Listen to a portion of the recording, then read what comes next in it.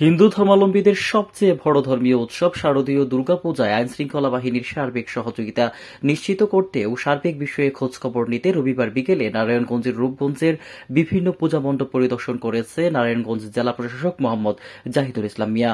এই সময় উপস্থিত ছিলেন নারায়ণগঞ্জের এডিসি মাশফাকুর রহমান, সিনিয়র সহকারী কমিশনার শেগুপ্তা মেহনাজ, এনডিসি তরিকুল ইসলাম, রূপগঞ্জ উপজেলার সহকারী কমিশনার তরিকুল আলম, পূর্বাঞ্চল রাজস্ব সার্কেলের সহকারী কমিশনার ফরিদ আল সুহান, রূপগঞ্জ থানার ভারপ্রাপ্ত কর্মকর্তা তরিকুল ইসলাম, ভোলাবো ইউনিয়ন পরিষদের চেয়ারম্যান আলমগীর হোসেন টিটু সহ অন্যান্যরা। পূজা মণ্ডপ পরিদর্শনকালে জেলা প্রশাসক মোহাম্মদ জাহিদুল ইসলাম মিয়া বলেন, হিন্দু ধর্মাবলম্বীদের সবচেয়ে বড় উৎসব দুর্গাপূজা।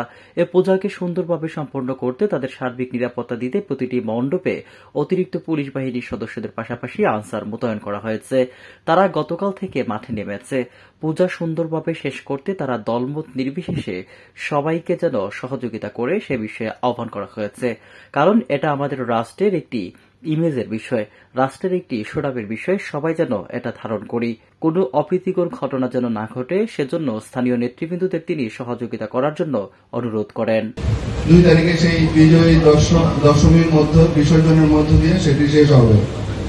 আমরা জেলা প্রশাসনের পক্ষ থেকে এই পূজার উৎসব মুখর পরিবেশে উদযাপিত হওয়ার লক্ষ্যে যা যা করণীয় আমরা সেগুলো করে যাচ্ছি। আমাদের পাশাপাশি পুলিশ বাহিনী, আনসার বাহিনী, বিজিবি, র্যাব, বাংলাদেশ সেনাবাহিনী সকলেই এই পূজা মণ্ডপগুলো নিরাপত্তা নিয়ে কাজ করে যাচ্ছে।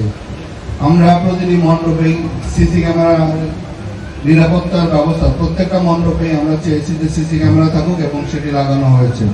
এবং আমরা নিরাপত্তার ক্ষেত্রে কোন রকম আমরা সেখানে কোনো ল্যাকিংস থাকুক, কোনো গ্যাপ থাকুক, সেটি আমরা রাখতে দেইনি।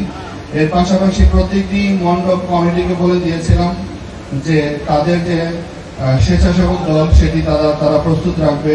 সেটি সম্ভবত তারা প্রস্তুত করে ফেলেছে, এটি আমরাও খবর নিয়েছি। আমরা প্রত্যাশা করব আপনারা যে এই যে সুন্দরভাবে যে আয়োজন করেছেন, এই সুন্দর আয়োজন যেন একদম সেই দশমী পর্যন্ত, আপনাদের বিসর্জন পর্যন্ত যেন সুন্দর ব্যবস্থাপনা থাকে। এবং আমরা ইতিমধ্যেই জেলা প্রশাসনের পক্ষ থেকে প্রত্যেকটা মণ্ডপকে আমরা আর্থিকভাবে সহায়তা করেছি, বাংলাদেশ সরকারের পক্ষ থেকে চালের সহায়তা করেছি এবং উপজেলা প্রশাসন পৌরসভার পক্ষ থেকে তারাও সহায়তা করেছে। এবং আমি শুনলাম যে এখানকার সমস্ত community irrespective of race, religion সবাই মিলে তাদেরকে সার্বিকভাবে সহায়তা করেছে। আমি মনে করি এটি হচ্ছে যে আমাদের বাংলাদেশের হচ্ছে বিউটি। আমরা যে সাম্প্রদায়িক সম্প্রীতির মধ্যে দেখেন, আমরা যখন যে পরিবেশে আমরা বড় হয়েছি, আমাদের মধ্যে আমরা যখন বড় হয়েছি তখন আমরা কখনো দেখি নেই কে আসলে কোন ধর্মে, সেটি বিচার করে আমরা বড় হইনি। আমরা যেভাবে সেই পরিবেশ আমরা মনে করি এখনো বিরাজমান আছে এবং এটি আমাদের সৌন্দর্য। কেটিভি বাংলা, বিশ্বের চোখে বাংলাদেশ।